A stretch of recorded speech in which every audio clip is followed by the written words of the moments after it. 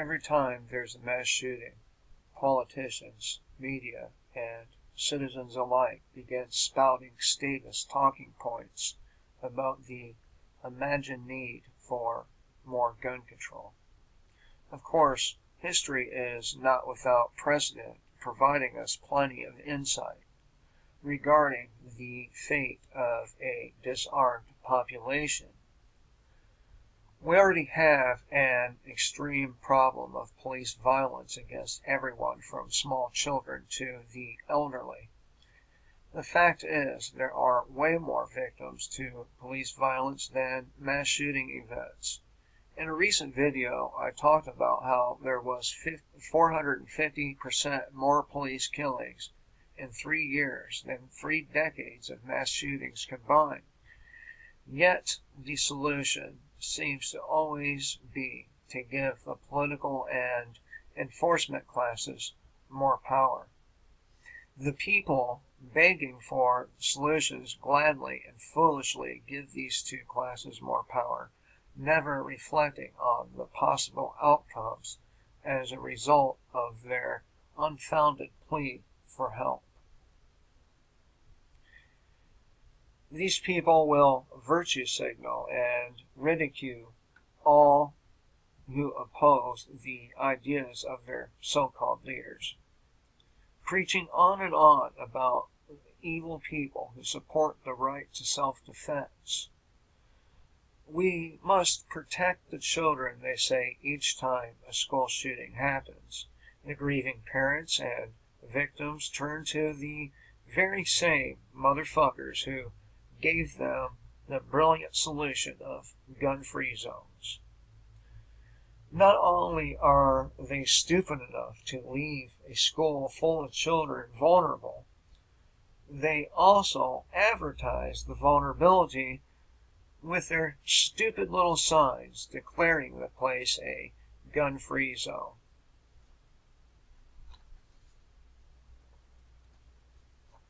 The leaders, or mainstream media, will not mention the neglect of law enforcement and others prior to the shooting, nor will anyone utter a peep about crimes committed against children by our so-called leaders.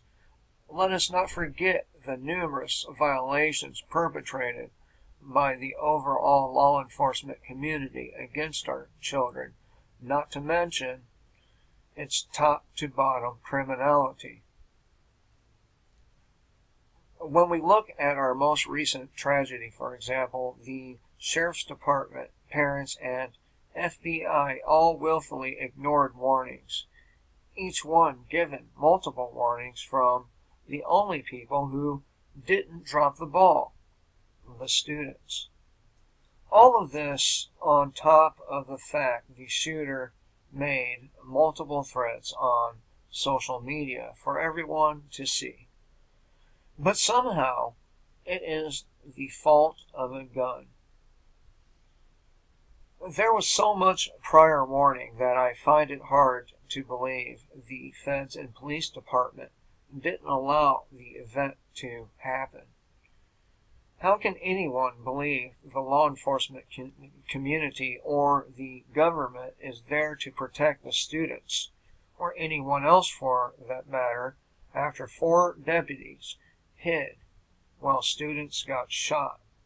Hell, how can anyone believe it in the first place? Why is it when they are faced with a real threat, they cower? But when a man, woman, or child is unarmed and defenseless, they have no problem killing them.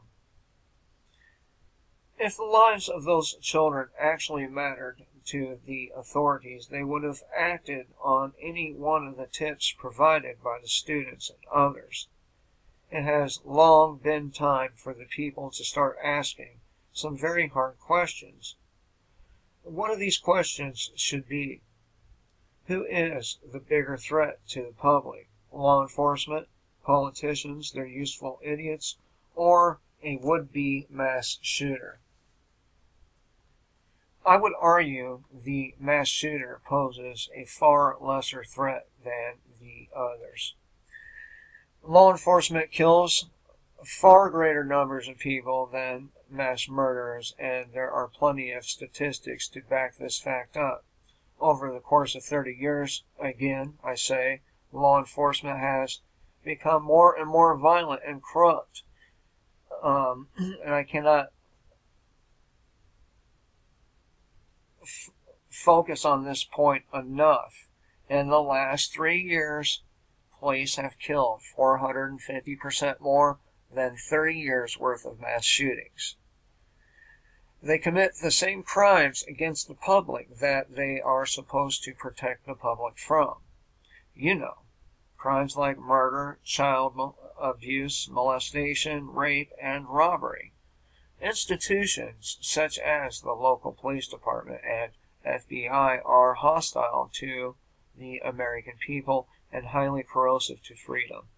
Institutions like the ones mentioned are contradictory to any notion of real freedom. As long as institutions like these exist, freedom will not. The two bodies cannot occupy the same space and time. As I have said in previous videos, the enforcement class represents the sword, and the political class represents the pen.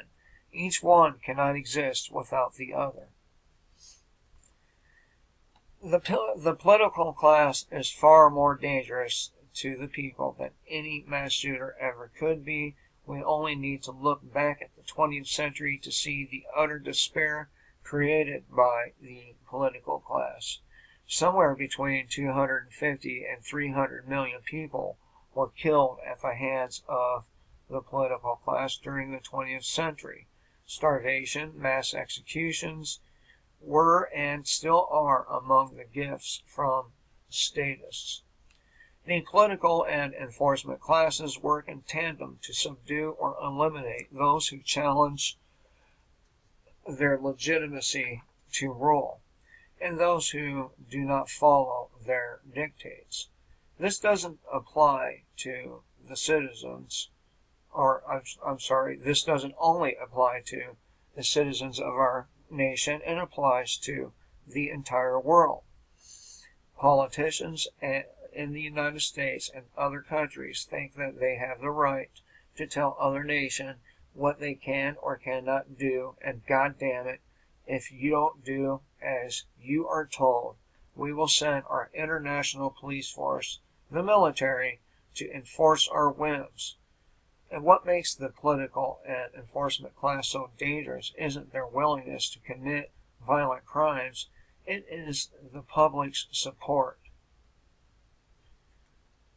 Without public support, a government wouldn't be able to carry out its tyrannical over-policed rule. Without the belief in the idea one group of people has a right to rule over all the other people, their rule over us and everyone else would be impossible.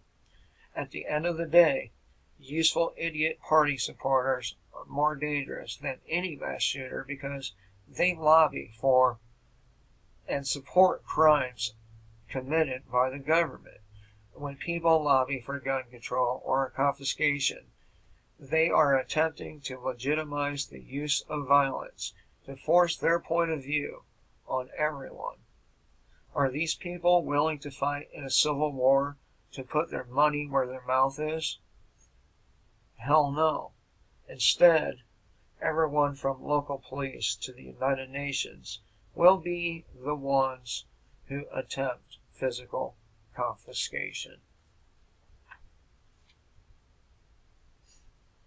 Hope everyone has a great day, and remember, kill the state and live free.